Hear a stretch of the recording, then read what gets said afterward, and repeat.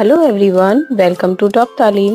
मेरे चैनल से जुड़े रहने के लिए और इसी तरह वीडियो पाने के लिए चैनल को लाइक करें, सब्सक्राइब करें और बेल आइकन प्रेस करना ना भूलें। तो शुरू करते हैं आज का वीडियो। तो बेटा आज हम करेंगे आपकी जान पहचान की बुक का सबक नंबर 13 मिर्ज़ा गालिब की गज़ल। मिर्ज़ा गालिब एक अपने वक्त के बहुत मशहूर शायर रह चुके हैं। उन्हीं की ये गज़ल है और ये भी गज़ल इनकी बहुत ज़्यादा मशहूर है। तो चलिए पहले पढ़ते हैं मिर्ज़ा गालिब के बारे में। मिर्ज़ा गालिब 1797 में पैदा हुए थे और 1869 में इनकी वफ़ात हुई थी, यानी कि इनका इंतकाल हुआ था। मिर्ज़ा असदुल्ला खान गालिब की विदालत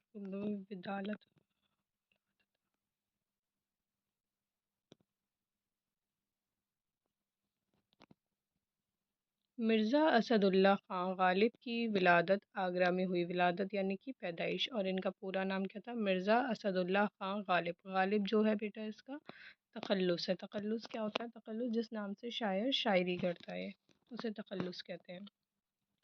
अभी वो बच्चे ही थे कि वालिद का इंतकाल हो गया। उनके चचा नसरुल बेग ने उनकी परवरिश की। शादी के बाद गालिब दिल्ली आ गए। यहाँ के आलमी और अदबी माहौल में उनका शेरी ज़ौक़ की तरबियत हुई। बहुत जल्द उन्होंने अपनी अलग पहचान बना ली और आला अदबी मकाम हासिल कर लिया। गालिब नज़्म और नस्र दोनों में यकसा कुदरत रखते थे। दोनों में उनका अंदाज बहुत मुनफ़्फ़र और दिलकश था।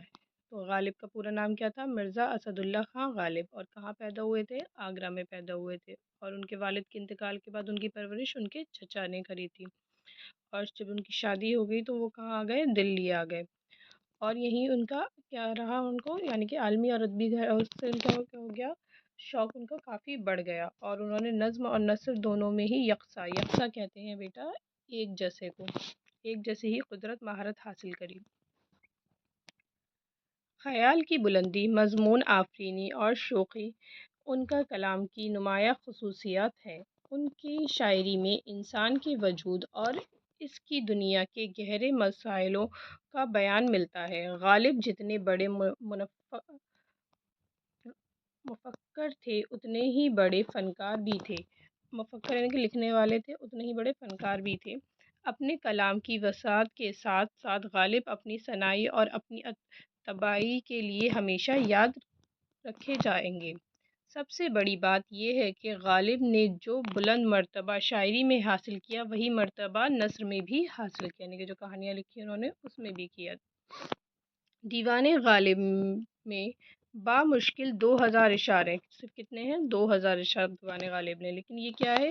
लेकिन हिंदुस्तान ही में नहीं, दुनिया के बड़े शायरों में ये शुमार किए जाते हैं। इनके खतूत, इन्होंने खतूत भी लिखे। खतूत क्या है बेटा? ख़त की जमा है।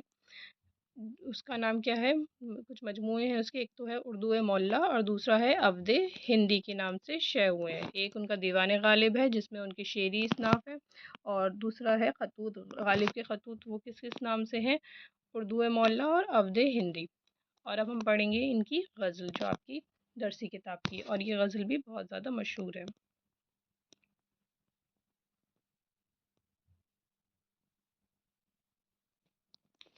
गज़ल। कोई उम्मीद बढ़ नहीं आती, कोई सूरत नज़र नहीं आती। कोई उम्मीद बढ़ नहीं आती, कोई सूरत नज़र नहीं आती। मौत का एक दिन मुअय्यन है, नींद क्यों रात भर नहीं आती। आगे आती थी हाले दिल पे हंसी, अब किसी बात पर नहीं आती। है कुछ ऐसी बात जो चुप हो, वरना क्या बात कर नहीं आती। काबे किस मुंह से जाओगे गालिब, शर्म तुमको मगर नहीं आती। ये गालिब की गज़ल है। कोई उम्मीद बढ़ नहीं आती, बरानी यानी कोई उम्मीद उनको पूरी होती हुई नज़र नहीं आ रही है। और ना ही उसकी कोई सूरत, यानी कि उसकी कोई सूरत यानी कि उसकी कोई तदबीर, उसका कोई हल कोई नज़र नहीं आ रहा है। यानी जो उन्होंने दुआ मांगी है, जिस मुश्किल में वो मुब्तला है, वो पूरी होती हुई उनको नज़र नहीं आ रही। ना ही उसका कोई हल नज़र आ रहा है कि वो किस तरीके से कब हल होगी। मौत का एक दिन मुअय्यन है, नींद क्यों रात भर नहीं आती। यानी कि मुअय्यन का मतलब तय। मौत का तो मौत तो बरहक है, आनी ही आनी है किसी भी हाल में, तो मौत तो पूरी तरह से तय। तो उसकी बेचैनी में क्यों रात भर नींद नहीं आती, क्यों अपनी नींद को ख़राब करते हैं। आगे आती थी हाले दिल पे हंसी, اب کسی بات پر نہیں آتی، آگے کا مطلب پہلے، پہلے آتی تھی حال دل پہ ہنسی، اپنے دل پہ ہنسی آتی تھی، ہنستے تھے، خوش ہوتے تھے، اب کسی بات پر نہیں آتی۔ اب کوئی بھی بات ہو جائے، اب ان کو کسی بات پر بھی ہنسی نہیں آتی، کسی بات پہ خوش نہیں ہوتے ہیں۔ ہے کچھ ایسی بات جو چپ ہو، ورنہ کیا بات کر نہیں آتی، یعنی کہ کوئی نہ کوئی تو ایسی بات ہوئی ہے جس وجہ سے ان کے دل کا حال ایسا ہو گیا ہے، چپ ہے، اور ایسی بات نہیں ہے کہ ان کو بات کرنا نہیں آتی، کر نہیں آتی، کرنا سے ہے یہاں پر، تو ان کو بات کرنا نہیں آتی، بات کہنا نہیں آتی، کہہ سکتے ہیں، یعنی کچھ نہ کچھ ان کے ساتھ ایسا ہوا ہے جس کی وجہ سے وہ چپ ہے۔ تو یہاں پر جو شاعر ہے وہ ایک سوال بھی چھوڑتے ہیں کہ آپ سوچو کہ وہ کس پریشانی میں مبتلا ہے یا کیا ان کے ساتھ ایسا ہوا ہے۔ آخری شعر ہے، کعبے کس منہ سے جاؤ گے غالب، شرم تم کو مگر نہیں آتی، یعنی کہ تم نے کتنے گناہ کیے ہیں، کتنی بدعمالیوں میں ہو، کیا منہ لے کے خدا کے سامنے حاضر ہوگے، تو تم نے توبہ تو کری نہیں ہے، تو کچھ تو شرم کرو، یعنی کہ اپنی بدعمالیوں سے، اپنے گناہوں سے توبہ کرو۔ تو یہ غالب کی غزل ہے بیٹا۔ اچھا دیکھیے، غزل کیا ہوتی ہے اور نظم کیا ہوتی ہے۔ نظم جو ہوتی ہے وہ ایک ہی موضوع پر ہوتی ہے، لیکن غزل کا ہر شعر اپنے آپ میں ایک الگ بات کہتا ہے۔ اور جو غزل کا پہلا شعر ہوتا ہے یہ والا، کوئی امید بڑھ نہیں آتی، کوئی صورت نظر نہیں آتی، اس کو مطلع کا شعر کہتے ہیں۔ کیوں؟ کیونکہ اس میں ردیف اور قافیے دونوں ہی آتے ہیں۔ دیکھیے، ردیف اور قافیے دونوں ہی آتے ہیں۔ قافیے کیا ہوتے ہیں؟ جن کی آواز ایک جیسی ہوتی ہے۔ دیکھیے، بر، نظر، بھر، پر، کر، مگر، آواز ایک جیسی ہے، معنی ان کے الگ ہوتے ہیں۔ یہ کیا ہوتے ہیں؟ یہ قافیے ہوتا ہے۔ اور ردیف کیا ہوتے ہیں؟ جیسے کہ نہیں آتی، نہیں آتی، یہ پورے ایک جیسے ہوتے ہیں، یہ پوری غزل میں نہیں بدلتے، ایک ہی جیسے رہتے ہیں، ان کو کہتے ہیں ردیف۔ ٹھیک ہے؟ تو جس شعر میں ردیف اور قافیے دونوں ہی ہیں اسے کہتے ہیں مطلع کا شعر۔ ابھی دیکھیے آخری شعر جیسے کیا ہے، کعبے کس منہ سے جاؤ گے غالب، شرم تم کو مگر نہیں آتی، اس میں شاعر نے اپنا تخلص یعنی کہ غالب بیان کیا ہے، غالب کے لکھا ہے، اپنا نام بیان کیا ہے۔ جس شعر میں شاعر اپنا تخلص بیان کرتا ہے اسے کیا کہتے ہیں؟ مقطع کا شعر کہتے ہیں، اسے مقطع کا شعر کہتے ہیں جس شعر میں شاعر اپنا تخلص بیان کرے۔ تو پہلے شعر کو کیا کہتے ہیں؟ مطلع کا شعر کہتے ہیں، اور آخری شعر کو جس میں شاعر اپنا تخلص بیان کرے اسے مقطع کا شعر کہتے ہیں۔ اور مطلع میں کیا ہوتے ہیں؟ ردیف اور قافیے دونوں ہی آتے ہیں۔ چلیے اس کے الفاظ معنی دیکھتے ہیں۔